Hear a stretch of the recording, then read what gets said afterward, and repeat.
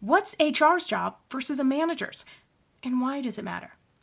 In this video, I'll break it down, including some things you may not have thought of. And I was a lawyer and in HR for years and provide manager training. And I see a lot of themes in so many organizations, and I think it's really important to focus on these two topics. So first as a function is HR, human resources. Now flat out, I don't love the name human resources because it makes you think of humans as like another piece of equipment, which is too often how people feel like they're treated at work. And so some organizations will think about it and have names like people ops, employee experience, all sorts of things. And so I do think it's important for all organizations to remember that that department, the purpose of it does have one, is for the employees. Because also all the time you hear things like HR's job is just to protect the company. And my response to that often is, well, that's legals. And I was a lawyer. But even as a lawyer, I wasn't protecting an organization if I was a jerk to others or tried to do the worst for people that work there. That wasn't great from a legal perspective. From HR, I talk about HR's role as a conduit. Like HR should be advocating for employees and talk to leadership because often HR may hear things that leaders just don't. And so leaders need to hear those, but HR can be that conduit between all layers of the organization and thinking about what you can do to support everyone in their work and their career journey. Because as an organization, you're not protecting it if you do have a bunch of miserable people that are leaving, so you're just constantly retraining and hiring. And so that's what I often say when people talk about HR protecting the organization. But it's really important that, one, HR understand what its role is, and that it actually serve that role. So too often, HR is thought of as like bad cop. And for reasons, like some people don't hear from HR until the time they hire, until maybe in a layoff or something like that, like horrible circumstances. And so often HR is this behind the scenes. Now, one thing to know is HR is frequently one of the leanest teams of an organization. Sometimes you may have one HR person supporting literally hundreds of employees, or some organizations don't have dedicated HR. They have outsourced it. And so you don't have a whole team that can take the time to support people in the way they'd like. But understanding that HR's role, the best you can, is to really help people work better.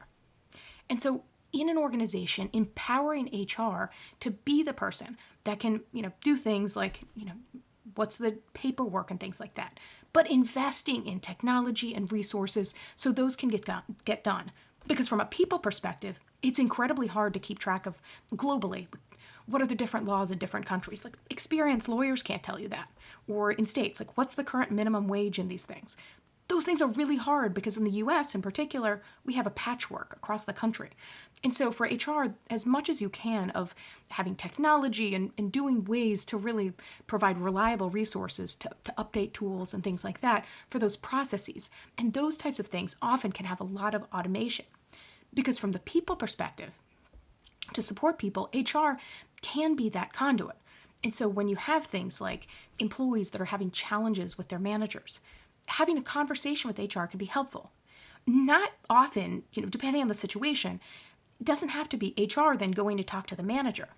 A good, strong HR can talk to that employee and help them understand and find their voice and advocate for it. At times, HR may need to have more of that role, and not just in a formal type of investigation, but sometimes you are, mediating, talking about things, talking about managers who have a different perspective. But HR needs to be empowered to do that. Because in HR, you do see the people things come up time and time again. But there are real things that you'll see, like health and safety concerns. And so making sure that your HR team has enough people that you're not setting it up to fail to have a bad reputation is key. In providing scalable resources. A lot of what I do in manager training is working with organizations where I provide toolkits, like PowerPoint decks and talking points. And there's some HR that could do this if they had all the time in the world, but they don't. And so I provide it so they can facilitate sessions themselves and have resources. But for your HR team, really that should be a team in thinking about how is HR perceived or our people team perceived here. Even thinking about what that name is. But HR's role often should be more of that playwright in the organization, trying to help people kind of work their best and have relationships with those they're directly working with. Because a manager's role is so critically important. And I'm not to say, again, I worked in HR, not poo-pooing that, but for most employees, if you flip it, employees don't want to have to go chase down HR to get information. Why? It can be hard. Like anybody, if you're supporting 300, 400, 500 people and you're a team of one, your inbox looks like a complete zoo. It's so hard to get back to people. And so, of course, people think like, oh, we have the worst team in the world because you don't really have a team. It's not robust enough. And so as much as you can, even in HR, like giving information to managers. Oops, sorry, drop that.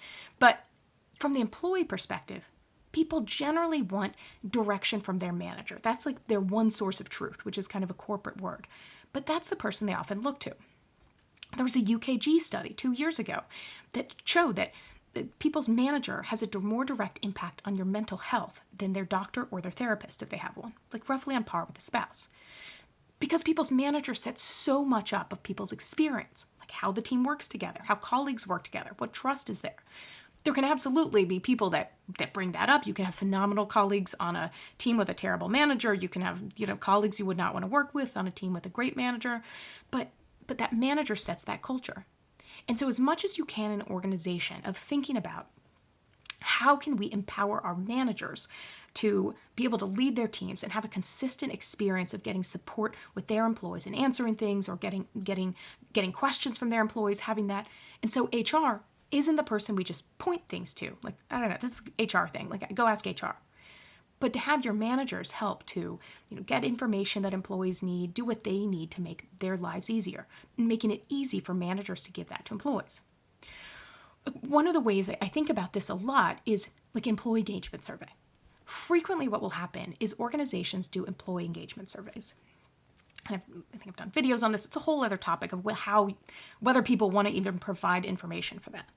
But a lot of times organizations will get their employee engagement survey and it's like an HR exercise.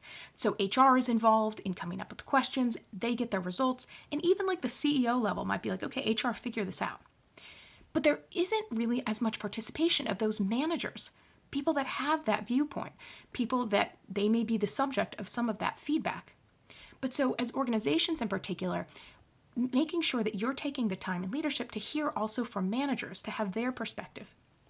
And so as you're coming up with like an employee engagement survey, for example, having HR talk to managers, like what are you hearing or seeing? What are things that we should dig into as much as we can?